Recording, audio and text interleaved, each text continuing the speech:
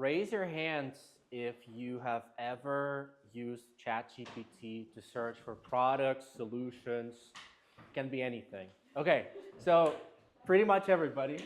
You're not a small minority because the research shows that roughly 60% of of customers use AI chatbots to help with buyer decisions. But it's not just about people buying sneakers online. If we're talking about B2B sales, where deals can be hundreds of thousands of dollars, 90% of B2B buyers use tools like ChatGPT, Claude, and Gemini for their vendor research. So AI is obviously now the new marketing battlefield, regardless of whether you have a small business or you run a huge business working with multinationals.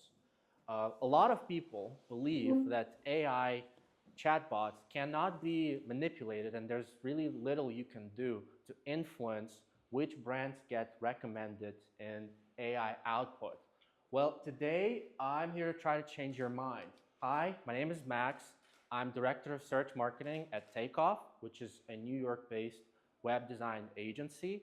I have over 13 years of experience doing SEO and content marketing for B2B and tech brands. And I have worked with roughly 90 B2B brands, including venture capital firms. And today, I want to show you and walk you through the 4-step framework that you can use to optimize your business to get results like this. So here's an example of one of the clients that we've had, which is a chief marketing officer at a wealth management firm, meaning that there are rich people getting in touch with this firm to trust them millions of dollars under management. And they've been getting clients from ChatGPT. And if we're talking about this caliber of clients, that applies across the board, no matter what you do. And I want to show you this framework. It has 4 steps, so the technical part, the content part, the promotion part, and the tracking part. So let's dive in. As far as the technical part, I'm not going to bore you too much with the technical details, and this is going to be a little bit of a technical presentation, so I can provide some practical steps. But essentially, you need to make sure that your website can be found, crawled, and used by AI chatbots to scrape the content from your site, so it's part of AI output. If you're not technical and you've never worked with that before, the best thing you can do is just find an SEO freelancer to run an audit and fix the issues on the website. Just one thing is that if we're talking about web developers or designers that claim to have SEO expertise, that is typically not the case. So you really need to find somebody whose specialty is technical SEO. You can try to fix it on your own, and these are the 3 key areas that I'm pointing out, which is crawlability and indexability, JavaScript optimization, and structured data. You can start your search online with YouTube or Google search and try to get to the bottom of that. But again, if you're not technical, then I would highly suggest you just use Freelancer. Let's move on to the part that you can actually control regardless of whether or not you have a lot of expertise. We're talking about the content part because the idea here is that for you, let's say to appear in a product recommendation, AI needs to know that you provide a solution that the user is searching for with their prompts. And that boils down to content. And I'll give you 3 key priorities to focus, which means you can get started potentially today on improving your ad visibility. The first one is the positioning statement. The idea here is that you want to create an AI-optimized 1-sentence statement about who you are, what you do, and who you serve, and then reinforce it everywhere. If you write a blog post, you want to use that sentence. If you do some social media, you want to use that sentence to constantly reinforce that you are the best solution, not just for everybody, but for a tiny sliver of the people who you really serve. The second one is the use case matrix. So 10 years ago, if we're talking about SEO, the plan is pretty simple. You have keywords that you find using specialized tools, you optimize for the keywords, you get your traffic.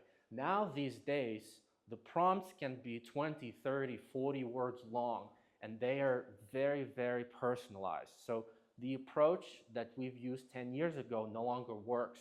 That means that your job is to comprehensively cover on your website through the content what it is that you do using a multiple criteria. So user personas, jobs to be done, pain points, solutions, features, integrations, pricing, and you put all of that, you sit down, think through that, put that into a matrix, and you analyze the existing content on the website.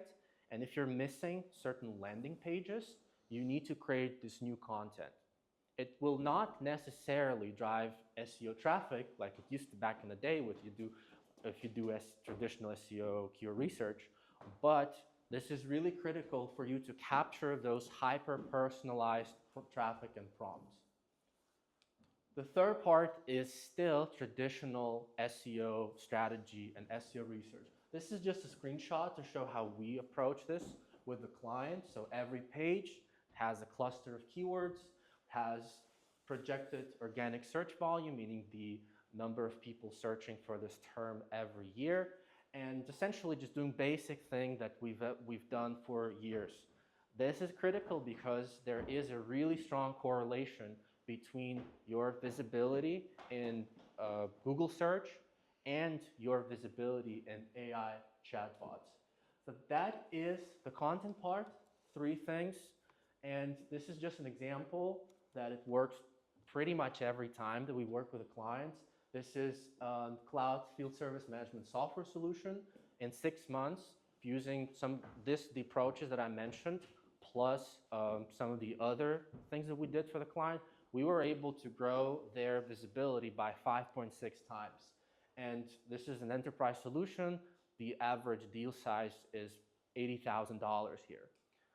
The third part, which is the most important part, is promotion. So once you've figured out your content, your landing pages, you need to work on promoting the pages, but in a really special way to make sure that you can actually manipulate and influence the AI output for the target prompts. The 3 key priorities are directory management, meaning that there are business directories that you can submit your business to so that you can reinforce your positioning. Citations in AI-cited content, meaning that using specialized tools, we know the exact URLs and the exact pages that are cited by AI chatbots for pretty much every prompt. And if you add yourself into that URL and inject yourself, you can manipulate the output in your favor and show it up more often. And finally, product roundup inclusions, which means that if you type in best, let's say, email marketing software, for example, you typically get a list of results with articles reviewing different products. If you negotiate an inclusion in one of these articles, you typically can improve the odds of showing up in AI chatbots. Here is an example of what a citation looks like. The prompt is AI presentation software for enterprise teams. We have the client being number 1. We use the content methodology that I just mentioned earlier, plus the citations and backlinks, and we're able to get them number 1 for pretty much every transactional prompt that the client wants to show up for. This is an example of how we can engineer consensus on which product or solution is the best for any given category. This piece of content was produced by our team, where the client was placed number 1 with LLM optimized copy added to the article that directly influenced their visibility in AI chatbots. And we're able, using this methodology, get our clients really good results. So here's an example of the target prompts. And if you look at the visibility and position, for example, this client shows up 73% of the times. the average position is 1.6, where previously there was no visibility at all. Um, if you want to get started, these are the things that I'll get started with. So partners, vendors, blog posts, directories, community threads, so Reddit, Facebook, everywhere where you can get coverage. This is something that works really well, and a lot of these methods don't cost that much money. Finally, tracking and attribution. This is one of the main issues that marketing leaders typically mention, is that they don't know how to track success because you can't improve what you can't measure. And for that reason, I just want to briefly cover how we go about tracking success. The biggest issue that we have now is that if we're talking about standard analytics tools such as Google Analytics or any marketing tool, you're able only to see people landing on the website, but a lot of searches never end up with a click. If you type in best software, best solution, there are no links, there are no URLs, so there is no way for you to track this with traditional tools. But now we have the tools that make it possible for us to see whenever an AI agent shows up on a certain page and scrapes that page. And that is basically a substitute for sessions and visits when compared to the rest of the marketing channels. Just a quick slide on the way that we have a lot of granularity. We can see whether or not AI is just scraping your content to get a citation, whether or not your content is used for training. So even though it's been less than 5 years since ChatGPT got mainstream, we have a lot of visibility already into what's happening and how users are searching and how we can influence that. This is just a table just to show how we go about tracking and benchmarking for our clients. Typically, you start getting AI traffic, then you start getting better positions in your prompts, then you start getting impressions and traffic to the website that eventually results in conversions. As far as the tools, budget friendly, we have Otterly, so it's roughly $27 per month.